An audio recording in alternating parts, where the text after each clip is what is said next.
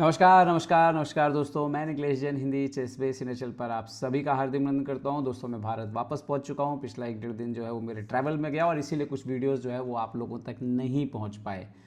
प्रज्ञानंदा की बात करना बहुत ज़रूरी है। सिंकी फील्ड कप जीत जाए, मुँह से निकल गया है तो।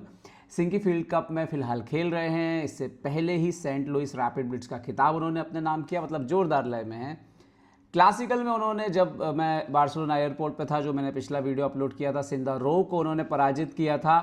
और सिंदारोव को पराजित करने के बाद अगली ही बाजी में वो विंसेंट केमर से हार गए थे। लेकिन उसकी ठीक ही अगली बाजी में प्रज्ञानंदा ने एक जोरदार वापसी की और उसके साथ अभी फ़िलहाल वो जो है जॉइंट लीड पर जो है वो बने हुए हैं। तो ये बेहतरीन परिणाम है उनके लिए फ़िलहाल।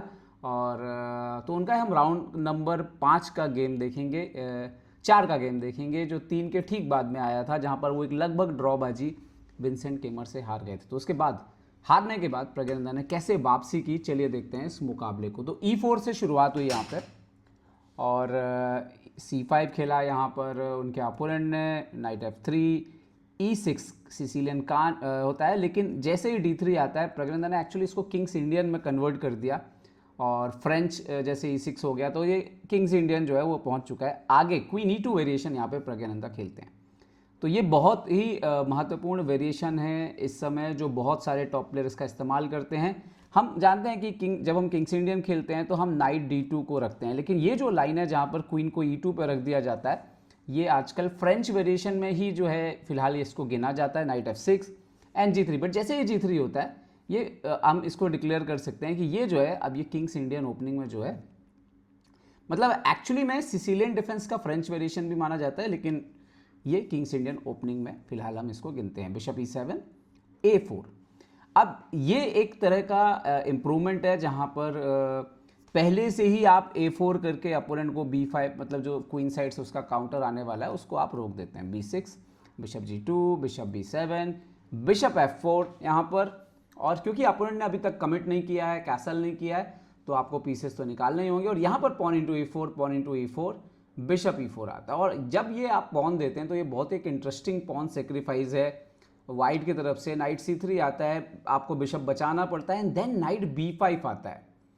और यहाँ पे प्रॉब्लम कैसा है कि अगर वो सोचे कि चलिए हम बिशप को वापस B7 जाते हैं, तो रुक D1 भी आ रहा है। तो ऐसा नहीं है, वाइट के पास थोड़ा सा प्ले यहाँ पे मिल रहा है एक्चुअली बेसिकली।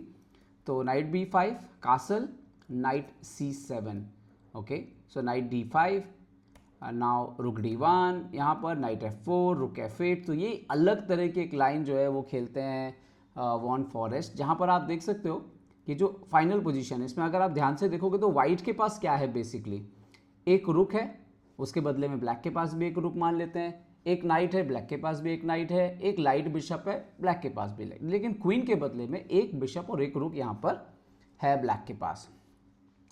वाइट के पास 6 पॉन है, ब्लैक के पास 7 पॉन है, तो एक पॉन भी एक्स्ट्रा है।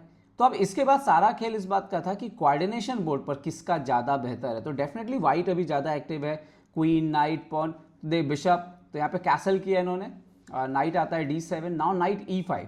ये बहुत इंटरेस्टिंग था कि प्रज्ञानंदा खुद एक्सचेंज के लिए गए, रुक D1 भी खेल सकते थे, bishop G2, king G2, night F6 आते हैं, एंड देन प्रज्ञानंदा खेलते हैं C4।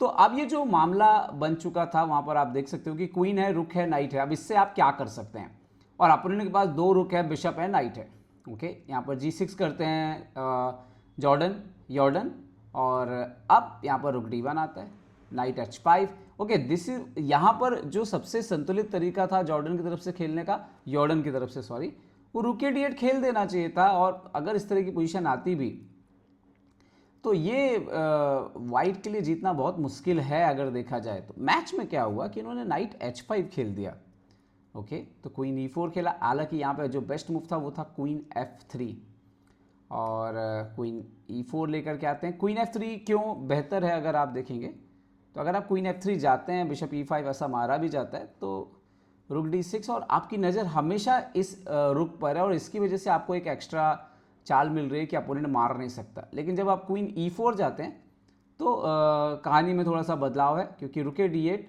और नाइट D7। अब अगर आप इस पोजीशन में, जो बिशप E5 तो फिलहाल आ नहीं रहा, लेकिन अभी आप देखोगे कि यहाँ पे नाइट F4 जैसी जो चाल थी वो एक्टिवेट हो गई, एंड देन किंग जो है वो F1 जाता है, किंग G7 खेला उन्होंने, और ये एक बड़ा ब्लंडर था यहाँ पे, तो इमीडिएटली प्रज्ञानंदा जीत सकते थे। उन्होंने क्वीन B7 यहाँ पे स्पॉट कर लिया, बिशप B8 हटता है, किंग E1।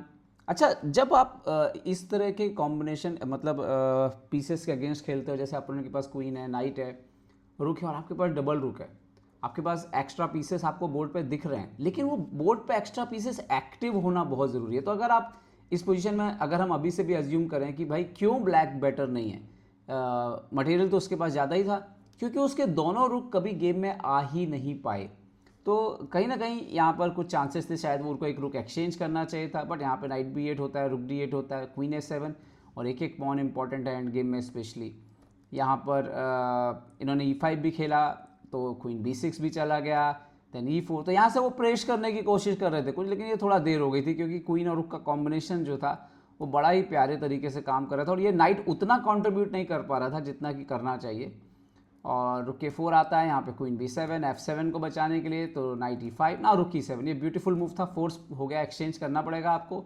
नाइट बचाया तो queen into C5, night into B2, तो चेक, और यहाँ पर चेक, और फिर चेक के साथ मारा ये, तो ये बड़ा अच्छा एक्चुअली कॉम्बिनेशन था। एंड देन ये सिंपल रुक वर्सेस क्वीन है, हालांकि फोर्ट्रेस बनने का खतरा हमेशा होता है, और प्रज्ञानंदा बहुत संभल के खेले, पहले तो चेक चेक देके एक और पॉन मारा, फिर पोजीशन को धीरे धीरे इंप्रूव करना शुरू किया आपने किंग को, और ये पॉन सेक्रीफाइस बड़ा इंटरेस्टिंग था अपोनेंट के स्ट्रक्चर को तोड़ने के लिए। और आइडिया यही है कि इस पोजीशन के बाद तो खैर लॉस ही था, क्वीन E8 यहाँ पर बस मैटर ऑफ टेक्निक था, और प्रज्ञानंदा जो है वो खेलते रहे, और कहीं से कोई चांस जो है उन्होंने यहाँ पर दिया नहीं वॉन फॉरेस्ट को। हालांकि ये गेम काफ़ी लंबा चला है, मैं आपको बताऊँ, ये वो रुक से फोर्ट्रेस बनाने की पूरी कोशिश कर रहे थे यहाँ पे, बट प्रज्ञानंदा सटीक खेले, और 71 मूव्स में जाकर के उन्होंने जो है वॉन फॉरेस्ट यॉर्डन को पराजित किया, और इस जीत के साथ उनकी रेटिंग अभी भी प्लस ही हो रही है, बढ़िया खेल रहे हैं, टूर्नामेंट में जो है वो ज्वाइंट लीड कर रहे हैं। देखते हैं आगे टूर्नामेंट कैसे जाता है प्रज्ञानंदा का, लेकिन अब तक जो उन्होंने दिखा दिया ओलंपियाड के पहले, वो भारत के लिए बहुत बड़ी खुशखबरी है। उम्मीद करता हूँ ये वीडियो आपको पसंद आया होगा, पसंद आया तो लाइक शेयर सब्सक्राइब करना ना भूलें। देखते रहे चेस बेस इंडिया के लिए मैं निखिलेश जैन, जय हिंद दोस्तों।